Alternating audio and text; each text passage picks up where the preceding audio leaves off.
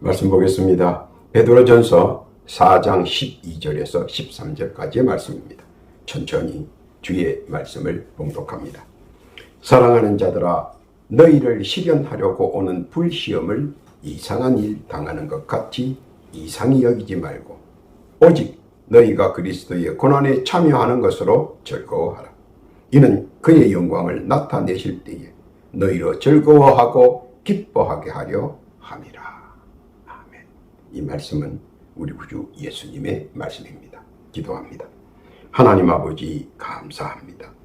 복되고 귀한 시간 허락하시고 주의 진리의 말씀을 듣게 하시니 만만 감사를 올립니다. 풍성한 은혜와 풍족한 은총의 시간 되게 하시고 성령이 역사하는 복의 장중 되게 하옵소서. 특히 못된 사탄 마귀 귀신들의 요사가 일체 틈타지 않게 하시고 주의 뜻과 섭리와 영광과 사랑만이 나타나는 복된 시간 되게 하옵소서. 시종을 주 앞에 의탁하오며 우리 구주 예수님의 이름으로 기도드립니다. 아멘. 할렐루야. 지난 한 주간 주 안에서 평안하셨습니까? 오늘 한 주간도 주 안에서 강건하시고 계획하시는 모든 일들이 주 안에서 탄탄대로 승승장구하시기를 우리 구주 예수님의 이름으로 축원합니다. 세상에는 이런 말들이 있습니다. 성취감을 맛본 자만이 더 노력한다 하는 말입니다. 작은 계획의 성취를 맛본 자는 더 큰 계획을 세운다라는 말도 있습니다. 이와 반대로 무력감을 느끼는 것은 결국 작은 계획을 단 한 번도 세워보지 못했다는 것과 아직 그 어떤 것도 성취해 본 경험이 없다는 사실을 역력하게 나타내 보이는 것은 아닌가 하는 것입니다. 아니면 애초부터 계획이라는 것 자체를 전혀 구상하지 못했다는 의미도 포함하고 있다는 것입니다. 보통 우리가 생각하기는 계획이라는 것 그 자체가 무슨 대단한 것처럼 여겨지지만 사실은 그렇게 대단한 것은 아니라는 사실입니다. 왜냐하면 내가 지킬 수 있는 계획은 대단치 않아 보이고 내가 감당할 수 없는 계획이 대단하게 보인다면 이는 큰 우를 자아내게 하는 것입니다. 왜냐하면 시작도 첫걸음부터라는 말이 있기 때문입니다. 작은 계획, 소박한 계획이라도 완성할 수 있다면 그때 다가오는 성취감은 이루 말할 수가 없는 것입니다. 아, 내가 무엇인가 하나를 이루었구나 하는 그 성취감 말입니다. 어린아이가 처음 무엇인가를 집어드는 것, 처음 걷는 것, 이런 것들을 보고 가족들은 손뼉을 치고 환영합니다. 이에 아기 자신도 성취감에 기뻐합니다. 그리고 하나씩 더 큰 계획으로 발전합니다. 첫 걸음, 첫 옹알이, 첫 말, 첫 행동. 아기는 성취감과 자신감, 그리고 자존감은 이를 바라보는 가족들 모두가 기뻐하고 그 분위기에 동참합니다. 그리고 아이는 하나씩 성취감을 맛보며 성장합니다. 계획은 작은 것에서 그렇게 시작하는 것입니다.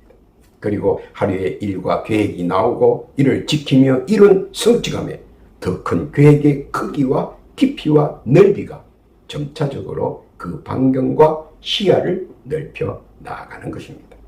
그런데 뜻하지 않게 작은 것 하나도 이루지 못했다면 그 다음 단계를 넘어갈 수 없고 정체된다면 점차 더 나은 계획도 세울 수 없다는 것입니다. 이때부터 문제가 시작됩니다. 정체는 자기 자신을 곤욕스럽게 할 뿐만 아니라 타인에게까지 그 영향을 미친다는 것입니다. 왜냐하면 늘상 나오는 것이 너 때문이야 하는 말이 거기서부터 출현할 수 있다는 것이기 때문입니다. 그래서 한 걸음씩 나아가는 반경의 높이와 깊이와 넓이가 자신감의 성취감에 따라 빨라지고 또는 지연되고 하는 것입니다. 즉 내가 모든 일을 시작하고 내가 모든 일을 멈춘다는 뜻과 같습니다. 그런 일의 진척을 보고 하기 싫다는 생각이 든다면 끝내 그 일을 못합니다. 막상 한다고 해도 일의 진척이 느리고 누가 봐도 삭막합니다. 찬바람이 싱싱 붑니다. 결국 계획하지 못하고 제풀에 모든 것을 때려치웁니다. 그러니 일을 할 수가 없는 것입니다. 그러나 반대로 그 일을 자기 적성에 너무 딱 맞고 좋다고 생각합니다. 그러면 일의 진척의 속도가 바람에 돛단 듯 헤쳐나가는 속도가 빠릅니다. 시간이 갈수록 성취감 속에 완성도도 좋습니다. 속도감 속에 깔끔하게 일을 마무리 지을 수도 있습니다. 자기가 좋아서 한다면 순풍에 돛단 듯 속도감이 있고, 자기가 싫어서 억지로 하면 금방 파국을 면치 못합니다. 그래서 성공이라는 단어 속에는 시련과 연단과 불시험의 난고가 항상 도사리고 있다는 사실입니다.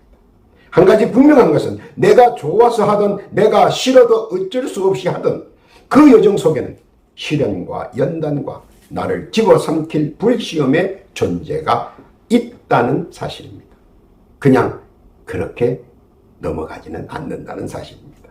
그런데 알고 보면 누구라도 보편적으로 모두에게 이러한 난관과 어려움 그리고 인내를 요구한다는 사실입니다.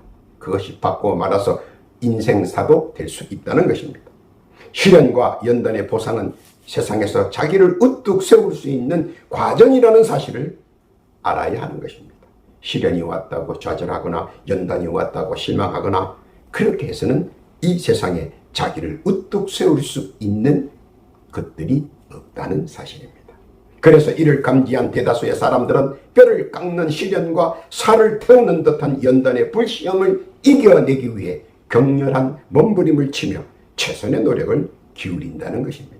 시련과 연단이라는 불시험을 고난과 고통으로 보는 측면과 성장과 혁신이라는 측면에서 바라보는 시각의 차이는 그 폭이 상당하다는 것입니다.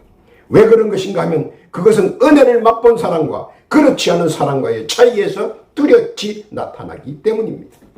신앙의 성장은 조금씩 믿음이 개선하는 것이 아니라 급속도로 진화하며 하늘과 땅 차이같이 급작스럽게 변화하며 혁신한다는 것입니다. 어떤 사람들은 말합니다. 신앙은 조금씩 성장하는 것이라고 말입니다. 그러나 그건 그렇지 않습니다. 신앙은 조금씩 개선되는 것이 아니라 급속도로 진화한다는 것입니다. 혁신을 이루어야 한다는 것입니다. 그래야 신앙의 성장이 가파라진다는 얘기입니다. 그래서 자주 인식의 차이 때문에 신앙적으로 많은 난해성이 뒤따른다는 것입니다. 그러나 분명한 것은 신앙의 변화무상은 혁신을 바탕으로 하기에 이를 믿음으로 잘 감내해야 하는 것도 잊지 말아야 한다는 것입니다. 조금씩 성장하는 믿음은 결국은 평행성을 간다는 것입니다. 신앙의 근본인 믿음과 주의 말씀은 언제나 내 속에서 충만하게 채워져 있어야 한다는 사실도 잘 인식하고 인지해야 한다는 사실입니다. 왜냐하면 이것이 장차 언제라도 내게 다가올 시련이라는 연단과 불시험을 넘어갈 수 있는 원천이자 힘이기 때문입니다. 하늘의 제왕인 독수리는 날카로운 부리 때문에 그 무서움을 더합니다. 그 누구라도 한번 쪼이면 사망이나 중상입니다. 그래서 많은 짐승들이 독수리를 보면 겁을 집어먹고 도망가기에 바쁩니다. 덤벼볼 엄두를 내지 못합니다. 한번 쪼이면 끝장을 보기 때문입니다. 그런데 그에게도 한 가지 약점이 있습니다. 그것은 독수리의 부리가 나이를 먹으면 휘어진다는 것입니다. 계속 하늘의 제왕이 되기 위해서는 휘어지는 부리를 깨부숴야 합니다. 그래서 그는 멀고 높은 산봉우리에 우뚝 솟은 돌바위 위에서 목숨을 건 부리 부수기를 합니다. 단단한 돌바위에 자신의 부리를 쳐서 그 부리를 부수는 것입니다. 깨어져 나가는 아픔, 피 흘리는 고통, 그리고 또 그것을 하기 위해서 먹지 못하는 고난, 그런 아픔과 고통 그리고 고난 속에서 참고 참아 제2의 인생의 전성기를 맞이합니다. 그리고 또다시 하늘의 제왕으로 군림합니다. 한갓 독수리도 제2의 전성기의 도약을 위해 아픔과 고통과 고난을 딛고 인내합니다. 그가 그렇게 인내할 수 있었던 것은 그는 이전에 하늘의 제왕이 무엇인지 맛봤기 때문에 참을 수 있는 것입니다. 은혜도 마찬가지입니다. 작은 은혜라도 맛본 사람은 더더욱 큰 은혜를 사모합니다. 그래서 말씀 순종에 대한 고난과 고통 그리고 아픔을 압니다. 말씀 순종의 길은 항상 방해꾼과 해방꾼이 절비합니다. 그러나 의의 장중을 너무나 잘 알기에 시련과 연단이라는 불시험을 이를 악물고 몸부림치며 버텨 넘어갑니다. 고린도후서 6장 1절에 보니까 이렇게 충고합니다. 우리가 하나님과 함께 일하는 자로서 너희를 권하노니 하나님의 은혜를 헛되이 받지 말라.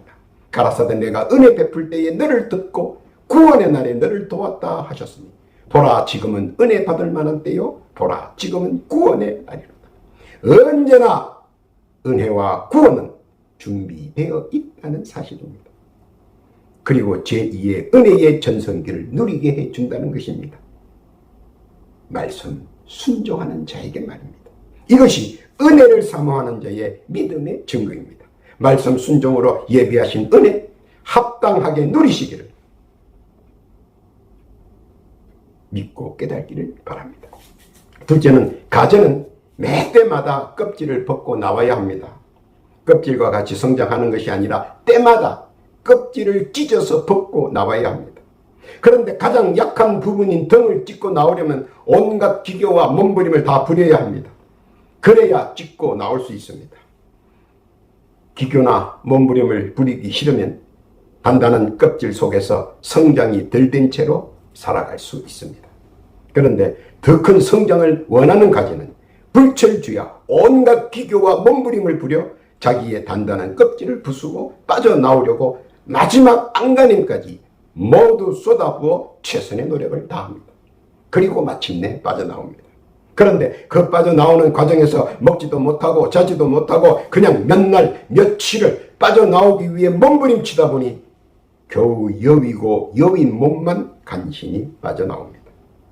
그런 그 후에는 성장이 촉진되는데 그 누구도 몰라보게 빠른 성장으로 어른 성체의 가지가 되어 간다는 것입니다. 커다랗고 힘찬 어른 성체의 가지가 된다는 것입니다. 서너 번의 이러한 행동을 하면서 그들은 느끼는 것이 많이 있습니다. 알아야 하는 것은 성장은 결코 누가 가만히 가져다 주는 것이 아니라 내가 열심히 고난과 고통과 아픔 속에서 만들어 간다는 말입니다. 신앙 속에서 은총을 받고 은총을 맛본 자는 은총이 무엇인지 잘 압니다. 그리고 은총을 받기 위해 자신의 노력도 최선을 다해야 하고 무슨 일에나 일익이 되어야 한다는 것입니다. 시편 40편 13절 이하에 보니까 여호와여 은총을 베푸사 나를 구원하소서 여호와여 속히 나를 구원하옵소서 그렇게 간구하면서 말입니다. 금식하고 기도하며 내게 능력 주시는 자에게 메어 달릴 줄 안다는 것입니다. 그리고 그가 내려주시는 은총은 사람의 힘으로는 한계가 있지만 하나님의 권능으로 내려주시는 은총은 능치 못함이 없기 때문입니다. 시편 37편 4절 이하에 보면 이렇게 고백합니다. 또 여호와를 기뻐하라 저가 내 마음의 소원을 이루어 주시리로다. 너의 길을 여호와께 맡기라 저를 의지하면 저가 이루시고 너 의를 빛같이 나타내시며 내 공의를 정오의 빛같이 하시리로다. 그래서 신앙 안에서 믿음이 충만한 자는 기도로 금식으로 은총을 사모하는데 최선의 노력을 다해 줄기차게 매달리고 있다는 것입니다. 그리고 시련과 연단이라는 불시험을 금식으로 기도로 헤쳐나가는 원하는 만큼의 은총 누린다는 사실입니다. 그 사실을 오늘 우리 주님께서는 믿기를 바라십니다. 누에 고치는 누구에게나 혐오의 대상이 됩니다. 외관상 딱 봐도 그렇습니다. 그래서 많은 이들에게 사랑을 받지 못합니다. 그런데 시간과 시일이 걸려 펼쳐진 그의 변형된 모습은 모두에게 감탄과 찬사가 나올 정도로 아름다움과 미려의 결정체입니다. 많은 이들에게 찬사와 감탄사가 자연스럽게 흘러나오게 합니다. 그러나 사실 누에 고칠 때에 그는 수도 없이 많은 시도를 합니다.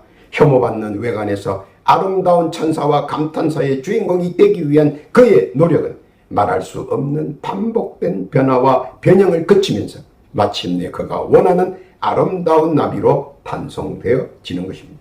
그러나 그렇게 되기까지의 시련과 연단 그리고 목숨을 건 불시험을 거치면서 이루어져 간다는 사실입니다. 하나의 작은 나비까지도 자기의 완성도를 위해 처절한 아픔과 고통과 고난과 싸웁니다. 그리고 우리가 그들에게 본받아야 하는 것은 그들은 좌절하지 않습니다. 힘들다고 주저앉지 않습니다. 인내하면서 자신들에게 맡겨진 순리를 몸부림치며 끝까지 달성하기 위해 노력의 노력을 최선을 다해 경주한다는 것입니다. 그리고 그들은 그들이 바라는 것으로 마침내 종지부를 찍습니다. 믿음은 바라는 것들의 실상입니다. 또한 믿음은 모든 시작의 원동력이며 믿음의 끝은 나의 글작품의 완성도입니다. 그리고 믿음은 모든 것을 이루는 힘의 원천입니다. 믿음이 식으면 이내 가까이 오는 것은 도태이며 낙오입니다. 그러나 꺼지지 않는 믿음을 가지고 끝까지 전진한다면 점차 가까이 다가오는 것은 아름다운 나의 미래이며 나의 꿈의 완성입니다. 이는 믿음을 가진 자에게 주께서 우리에게 부여한 선물이며 사랑입니다. 시편 39편 7절에 보면 주여 내가 무엇을 바라리요 나의 소망은 주께 있나이다. 믿음의 고백이 항상 내 가슴에서 터져 나와야 합니다. 사랑은 오래 참고 사랑은 인내하며 사랑은 영원한 가치를 내품기 때문에 내가 사랑을 품으면 영원히 그 사랑의 존재가 함께하며 빛을 발한다는 것입니다. 고린도전서 13장 13절에 보니까 그런즉 믿음, 소망, 사랑 이 세 가지는 항상 있을 것인데 그 중에 제일은 사랑이라. 솔로몬 왕 앞에서 자식을 위해 자기 자신을 거짓말장이가 된 의미를 주께서 더러 이전보다 나중에 더 창대케 했으며 모진 고난 속에서도 사랑을 위해 헌신한 롯을 보며 사랑으로 자신을 내어주었던 이들에게 주께서는 결코 이를 외면치 않고 소망의 감자탑 이전보다 나중에 창대케 주의 사랑을 마음껏 부어주셨습니다. 한치 앞을 내다볼 수 없는 세상이기에 이를 지키기 위한 시련과 연단이라는 불시험으로 우리를 늘 감싸고 있기 때문입니다. 아름다운 미래와 소망의 금자탑이 시련과 연단의 불시험을 통과한 나를 기다리고 있다는 사실을 믿으시기를 바랍니다. 뱀은 때마다 허물을 벗습니다. 그 허물 속에는 먹고 살기 위한 투쟁의 상처의 흔적들이 있고 살다 보면 쓰리고 까이고 찢어진 상처의 흔적들이 있고 흠곡과 가시밭길에 알게 모르게 생긴 아픔의 상처들 그리고 흔적들이 있습니다. 그러나 그런 아픔과 고통과 고난들을 묵묵히 몸으로 받아들이고 새로운 각오와 다짐으로 지난날의 상처들을 고스란히 벗어 날려보냅니다. 그리고 허물을 벗은 뱀은 또다시 활기차게 내일을 향해 전진합니다. 그러나 그들은 결코 풍찬 노숙이나 산전수전을 두려워하거나 피하지 않고 묵묵히 다 받아들이며 내일을 향한 힘찬 발걸음으로 전력 질주한다는 것입니다. 우리도 세상에서 받은 여러 가지 상처가 많이 있습니다. 여기지 않게 나와는 전혀 상관이 없지만 받은 상처도 있고 일의 성사를 이루기 위하여 극한 투쟁에서 받은 상처도 있습니다. 협력하여 선을 이루기 위하여 받은 모함의 상처도 있습니다. 이 모양 저 모양으로 알게 모르게 받은 아픔의 상처들이 너무나 많습니다. 그러나 우리도 주의 자비로 이 모든 아픔과 인고의 상처들을 허물 벗어 던져버려야 한다는 것입니다. 사실 어렵고 힘들기는 하지만 그로 인한 상처는 나도 깊지만 반대로 그들도 또한 깊을 것이라는 것을 염두에 두어야 한다는 것입니다. 한쪽만에 일방적으로 받은 상처는 없기 때문입니다.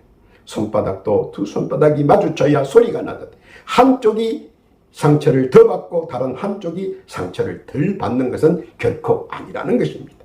상기해 보면 둘 다 나도 상대방도 똑같이 상처를 받고 가슴앓이 한다는 것입니다. 그러나 받은 상처를 누가 빨리 아물게 하느냐가 관건입니다.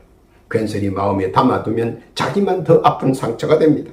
그러나 주의 자비로 용서하는 마음과 이해하는 마음 그리고 관대한 마음은 나의 상처를 더 빨리 허물을 벗듯 벗어나게 해주시고 상대의 상처도 싸매줄 수 있는 여유도 가지게 된다는 것입니다. 주의 자비와 함께하면 말입니다. 그런 주의 자비는 찬양에서 출발합니다. 찬양은 자신도 모르게 여유를 가지게 하기 때문입니다. 이스라엘 민족은 홍해를 건널 때 찬양했습니다. 이스라엘 민족은 요단강을 건널 때도 찬양을 했습니다. 그 무서운 난공불락 여리고성을 무너뜨릴 때도 찬양을 했으며 엘라 골짜기에서 어린 다윗이 골리앗을 바라보며 찬양을 했습니다. 자비의 근원은 찬양이며 그 자비는 나를 담대하게 그리고 온갖 영육 간의 상처들을 허물 벗기듯 깡그리 벗겨주시고 새 열정과 새 소망과 새 힘으로 다시 새롭게 나아갈 수 있도록 해주신다는 것입니다. 찬양은 우주 만물과 삼라만상과 천군 천사까지 귀를 기울이게 하는 초자연적 역사의 권능을 가지고 있기 때문입니다. 그 무서운 시련과 연단과 어려운 불시험 속에서도 말입니다. 찬양으로 인한 주의 자비로 새 소망으로 새롭게 전진하는 힘을 주신다는 것입니다. 그리고 승리의 계가를 부를 수 있도록 역사하신다는 겁니다. 믿고 깨닫기를 바랍니다. 결론입니다. 시련과 연단과 불시험은 아무에게나 행하여지는 것은 아닙니다. 받을 만한 자에게 행하여진다는 것입니다.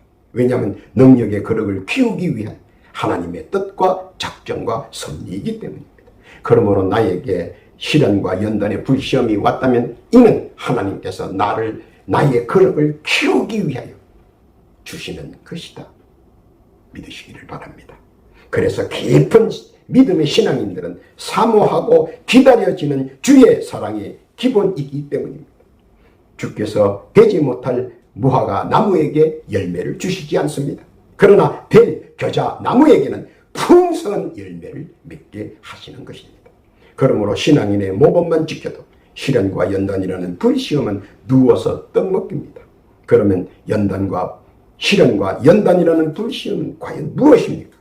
첫째로 말씀 순종하면 시련과 연단이라는 불시험의 고난과 고통과 아픔이 찾아옵니다. 당연한 겁니다. 그러나 그 종례는 주의 은혜로 감사로 받고 채워집니다. 믿으시기를 바랍니다.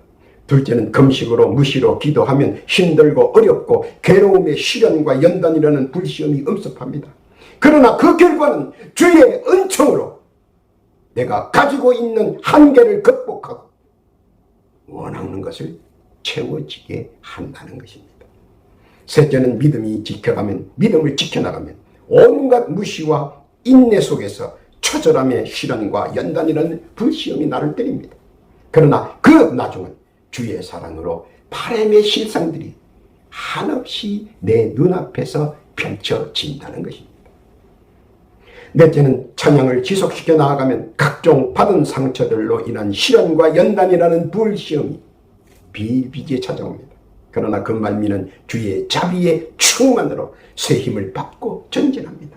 그리고 칭송받는 풍성한 열매를 맺습니다. 베드로전서 4장 12절 이하에 보니까 사랑하는 자들아 너희를 시련하려고 오는 불시험을 이상한 일 당하는 것 같이 이상히 여기지 말고 오직 너희가 그리스도의 고난에 참여하는 것으로 즐거워하라. 이는 그의 영광을 나타내실 때에 너희로 즐거워하고 기뻐하게 하려 합니다. 알아야 하는 것은 시련과 연단이라는 불시험의 나중은 주의 축복이라는 사실입니다. 즐거워하고 기뻐하는 충만을 말입니다. 믿고 깨닫기를 바랍니다. 오늘도 주의 말씀을 상기하고 시련과 연단이라는 불시험에 낙심하거나 낭망하지 않고 믿음을 지켜 나아가려고 하는 복되고 귀한 성도들, 주께서 예비하신 은혜와 은총, 사랑과 자비를 찾아 누리고 누리는 복되고 귀한 성도 다 되시길 우리 구주 예수님의 이름으로 축복합니다. 아멘. 기도합니다. 하나님 아버지 감사합니다. 귀한 말씀 듣게 하시니 만만 감사를 드립니다. 시련과 연단의 불시험을 주의 은혜와 은총과 사랑과 자비로 넘어가게 하시고 예비하신 주의 축복 누리고 누리는 복된 자 되게 하옵소서. 말씀과 기도로 이 세상의 따뜻한 사랑과 자비로 나아가게 하옵소서. 그런 주의 백성 되기를 원합니다. 더불어 기도하옵기는 각자 올리는 기도의 제목들이 있습니다. 적은 것 하나까지라도 헛되이 땅에 떨어지지 아니하고 온전히 주께 상달되기를 원합니다. 간합하여 주옵시고 속전속결로 응답 내려 주옵소서. 소망의 바람을 이루어 주옵소서. 더하여 간과하기는 지금 이 시간도 못된 사탄 마귀 귀신들의 올무에 갇혀 신음하는 주의 백성들을 둘러보옵시고 주의 그 육신의 질고와 그 육신의 병고를 지금 즉시 고쳐 주옵소서. 지금 이 시각 예수의 이름으로 명하노니 더럽고 악한 세력들은 성도의 육신에서 물러갈지어다. 그 질고에서 물러갈지어다. 그리고 물러간 그 육신은 강건으로 건강으로 채울지어다. 주여 응답 주심에 감사를 드리오며 우리 구주 예수님의 이름으로 기도하옵나이다. 아멘.